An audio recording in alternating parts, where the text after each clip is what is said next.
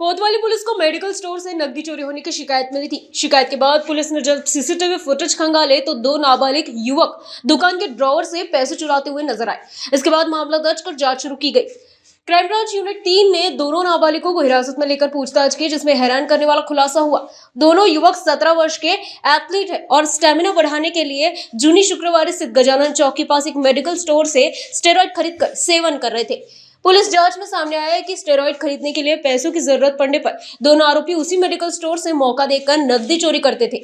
अब तक करीब 90,000 रुपए चोरी किए जाने की बात भी सामने आई है। मेडिकल स्टोर संचालक को जब काउंटर से लगातार नकदी गायब होने का शक हुआ तो उसने सीसीटीवी कैमरों की जांच की। फुटेज देखने के बाद पूरा मामला सामने आया और इसकी शिकायत पुलिस में दर्ज कराई गई। फिलहाल पुलिस ने दोनों नाबालिगों को पूछताछ के बाद उनके परिजनों के सुपुर्द कर दिया है। लेकिन बड़ा सवाल यह है कि आखिर बिना डॉक्टर की पर्ची के नाबालिग छात्रों को स्टेरॉइड कैसे बेचा जा रहा था। ऐसे में मेडिकल स्टोर संचालक की भूमिका भी जांच के दायरे में आई है। या गुन्ह्यामध्ये दोन आरोपींचे नाव त्यामध्ये देण्यात आलेले होते, परंतु आम्ही खात्री केली असता ते दोन्हीही अल्पवयीन असल्याबाबत आम्हाला समजले। त्याच्या पालकामार्फत आम्ही त्यांना बोलावून त्यांच्याकडे सदर गुन्ह्याबाबत चौकशी केली असता असे निष्पन्न होत आहे की एका कोतवाली हद्दीतील एका मेडिकल दुकानामध्ये यांनी त्याच्या गल्ल्यामधून काही पैसे चोरलेले आहेत। मुलांकडे त्यांच्या पालकासमक्ष याबाबत विचारणा केली तर त्यांचं असं म्हणणं आहे की ते दोघंही ॲथलीट्स आहेत, स्पोर्ट्समन आहेत आणि ते मेडिकल दुकानदार जे आहेत त्यांनी त्यांना स्टेरॉइड घेण्याची सवय लावली असं त्यांचं म्हणणं आहे। आणि ते स्टेरॉइडची काही बोटल पण आम्हाला त्यांच्याकडून प्राप्त झालेली आहे।